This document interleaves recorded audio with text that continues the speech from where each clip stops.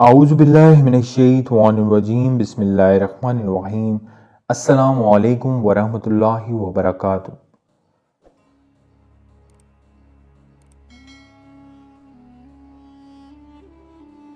دوستو، تاریخ خلافت عثمانیہ کے اوراق بہادروں اور جاں بازوں کے کارناموں سے بھرے پڑے ہیں، اور ہم آج کی ویڈیو میں خلافت عثمانیہ کے اس نڈر جرنیل کا ذکر کریں گے جو تنہا عرب باغیوں اور برطانیہ اور اس کے اتحادی افواج سے 72 دن تک لڑتا رہا، اور بعد میں برطانیہ نے اس کی بہادری اور دلیری سے متاثر ہو کر اسے ٹائیگر آف دی ڈیزرٹ یعنی صحرائی چیتے کا خطاب دیا تھا۔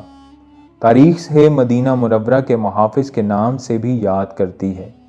وہ خلافت عثمانیہ کا بہادر جرنیل تھا، لیکن جس بات نے اس کی شخصیت کو اجاگر کی وہ اس کا آقا نامدار، فخر موجودات، امام الانبیاء جناب محمد رسول اللہ صلی اللہ علیہ وسلم سے تعلق اور عشق تھا۔ تاریخ اس عظیم مرد مجاہد کو فخر الدین پاشا یا فخری پاشا کے نام سے یاد کرتی ہے۔ پہلی جنگ عظیم کے دوران برطانیہ تقریباً ہر جگہ سلطنت عثمانیہ کے ہاتھوں شکست پہ شکست کھاتا جا رہا تھا، تو اس کو ایک چال سوچی۔ اس نے شریف مکہ حسین بن علی جو کہ حجاز کا گورنر تھا، اسے اپنے ساتھ اس لالچ پر ملا لیا کہ جنگ کے اختتام پر اسے مسلمانوں کا خلیفہ بنایا جائے گا۔ شریف مکہ نے خلافت عثمانیہ کے خلاف بغاوت کر دی اور مکہ اور جدہ پر قبضہ کر لیا۔ اس کے بعد وہ مدینہ منورہ کی طرف بڑھا۔ اس کے ساتھ انگریز اور فرانسیسی فوجیں بھی تھیں، اور لانس آف عربیہ نامی بدنامہ زمانہ جاسوس بھی تھا۔ انہوں نے 1916 کو مدینہ منورہ کا محاصرہ کر لیا۔ یہ محاصرہ 1919 تک جاری رہا، کیونکہ عثمانی مجاہدین مقابلہ کر رہے تھے۔ اس وقت مدینہ شہر کا دفاع ایک عثمانی سپہ سالار فخری پاشا یا عمر فخر الدین پاشا کے زیر نگرانی تھا۔ یہ شخص انتہائی دلیر اور صاحب ایمان تھا۔ مدینہ منورہ کے باسی اس کی بہادری اور حسن انتظام پر اسے بہت پسند کرتے تھے۔ عربوں کی غداری کی وجہ سے سلطنت عثمانیہ کو شدید دھچکا لگا، اور برطانیہ اور اس کے اتحادی بڑی تیزی سے سلطنت عثمانیہ کے علاقوں کو اپنے قبضے میں لیتے جا رہے تھے۔ سلطنت عثمانیہ کے اتحادی بلغاریہ کے ہتھیار ڈالنے پر جرمنی نے بھی ہتھیار ڈالے، اور اسی وجہ سے بالآخر سلطنت عثمانیہ کو بھی برطانیہ اور اس کے اتحادی کے سامنے ہتھیار ڈالنے پڑے۔ اس وقت شریف مکہ حسین بن علی اور اس کے بیٹے علی، فیصل اور عبداللہ اس خیال میں تھے کہ اب فخر الدین پاشا بھی ہتھیار ڈال دے گا اور مدینہ اس کے ہاتھ آ جائے گا، لیکن فخر الدین پاشا نے ہتھیار نہیں ڈالے اور برابر لڑتا رہا۔ مدینہ شہر کو سامان رسد پہنچانے والی ٹرین کو انگریز نکارہ کر چکے تھے، اور اس طرح فخر الدین پاشا کو باہر سے کوئی امداد نہیں پہنچ رہی تھی۔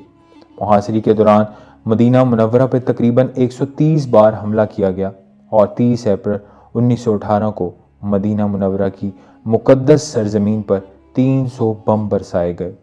کھانے پینے کی چیزیں ختم ہو چکی تھیں، اور فخر الدین پاشا اور ان کی فوج مشکل سے وقت گزارنے لگے، لیکن ہتھیار نہیں ڈال رہے تھے، اس لیے کہ اس کو خواب میں آپ صلی اللہ علیہ وسلم نے حکم دیا تھا کہ ہتھیار نہیں ڈالنا۔ ایک ترک مصنف لکھتے ہیں کہ ایک مرتبہ 1918 میں جمعے کے دن فخر الدین پاشا مسجد نبوی میں نماز کے دوران خطبہ دینے منبر کی سیڑھیوں پر چڑھنے لگے تو آدھے ہی رستے میں رک گئے، اور اپنا چہرہ آپ صلی اللہ علیہ وسلم کے روضہ مبارک کی طرف کرتے ہوئے عرض کیا، اے اللہ کے رسول صلی اللہ علیہ وسلم، میں آپ صلی اللہ علیہ وسلم کو کبھی نہیں چھوڑوں گا۔ اس کے بعد اس نے نمازیوں اور مجاہدین سے ولولہ انگیز خطاب کیا، مسلمانوں، میں تم سے حضور صلی اللہ علیہ وسلم کا نام لے کر جہاد کی اپیل کرتا ہوں، جو اس وقت میرے گواہ بھی ہیں۔ میں تمہیں یہ حکم دیتا ہوں کہ دشمن کی طاقت کی پرواہ کیے بغیر آپ صلی اللہ علیہ وسلم کے شہر کا آخری گولی تک دفاع کرو۔ اللہ تبارک و تعالی ہمارا حامی و ناصر ہو، اور آپ صلی اللہ علیہ وسلم کی برکت ہمارے ساتھ ہو۔ ترک افواج کے بہادر افسروں، اے چھوٹے محمدیوں، آگے بڑھو اور میرے ساتھ مل کر اللہ تبارک و تعالی اور اس کے رسول صلی اللہ علیہ وآلہ وسلم کے سامنے وعدہ کرو کہ ہم اپنے ایمان کی حفاظت اپنی زندگیاں لٹا کر کریں گے۔ اس کے بعد فخری پاشا نے کہا کہ اسے خواب میں آپ صلی اللہ علیہ وآلہ وسلم نے حکم دیا تھا کہ وہ بھی ہتھیار نہیں ڈالے۔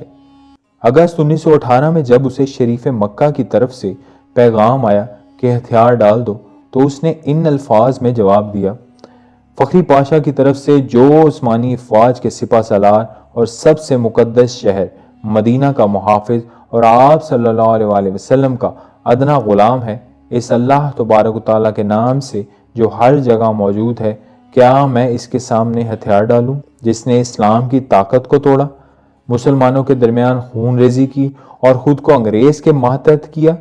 جمعرات کی رات میں نے خواب میں دیکھا کہ میں تھکا ہوا پیدل چل رہا تھا، اس خیال میں کہ کس طرح مدینے کا دفاع کیا جائے۔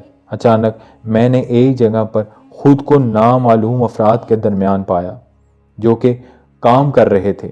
پھر ان میں سے ایک بزرگ شخصیت کو دیکھا، وہ آپ صلی اللہ علیہ وآلہ وسلم تھے۔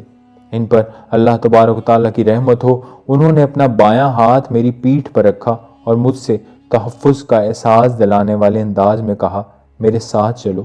میں ان کے ساتھ 3-4 قدموں تک چلا اور پھر بیدار ہو گیا۔ میں فوراً مسجد نبوی گیا اور اپنے رب کے حضور سجدے میں گر پڑا اور اللہ تبارک و تعالیٰ کا شکر ادا کیا۔ اب میں آپ صلی اللہ علیہ وآلہ وسلم کی پناہ میں ہوں جو میرے سپہ سالار اعلیٰ ہیں۔ میں مدینے کی عمارتوں، سڑکوں اور اس کی حدود کے دفاع میں دل و جان سے مصروف ہوں۔ اب مجھے ان بیکار پیشکشوں سے تنگ نہ کرو۔ 30 اکتوبر 1918 کو سلطنت عثمانیہ نے ہتھیار ڈال دیے اور وزیر جنگ نے فخری پاشا کو پیغام بھیجا کہ ہم نے معاہدہ کر کے ہتھیار ڈال دیے ہیں، اب تم بھی ہتھیار ڈال دو۔ لیکن فخری پاشا نہ مانا اور اپنی تلوار حوالہ کرنے سے انکار کر دیا۔ اس پر سلطنت عثمانیہ نے اسے عہدے سے برطرف کر دیا، لیکن اس کے باوجود بھی وہ ڈٹے رہے اور اسی طرح لڑتے رہے۔ اسی طرح جنگ ختم ہونے کے باوجود یہ صحرائی چیتا، یہ عاشق رسول صلی اللہ علیہ وآلہ وسلم 72 دنوں تک اکیلے عرب باغیوں اور برطانیہ اور اس کے اتحادیوں سے لڑتے رہے اور اپنے چھوٹے سے دستے سے مدینے کی حفاظت کرتے رہے۔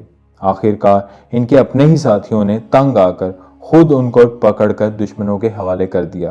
یوں 2 فروری 1919 کو شریف مکہ کے بیٹے علی اور عبداللہ شہر مدینہ میں داخل ہوئے اور 12 دن تک شہر نبی صلی اللہ علیہ وآلہ وسلم میں لوٹ مار کرتے رہے۔ تقریباً 4850 گھروں کو، جن کو فخر الدین پاشا نے تالے لگوائے تھے، انہیں توڑ کر لوٹ لے گئے۔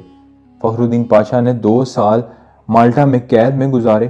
1921 کو رہائی ملنے کے بعد دوبارہ ترکی افواج میں شامل ہوئے اور یونان اور فرانسیسیوں کے خلاف جنگیں لڑیں۔ اس کے بعد وہ افغانستان میں ترکی کے سفیر رہے۔ 22 نومبر 1948 کو دل کا دورہ پڑا اور اپنے خالق حقیقی سے جا ملے۔ ان کی خواہش کے مطابق انہیں استنبول میں دفن کیا گیا۔ اللہ تبارک و تعالیٰ آپ کی قبر کو نور سے بھر دے، آمین۔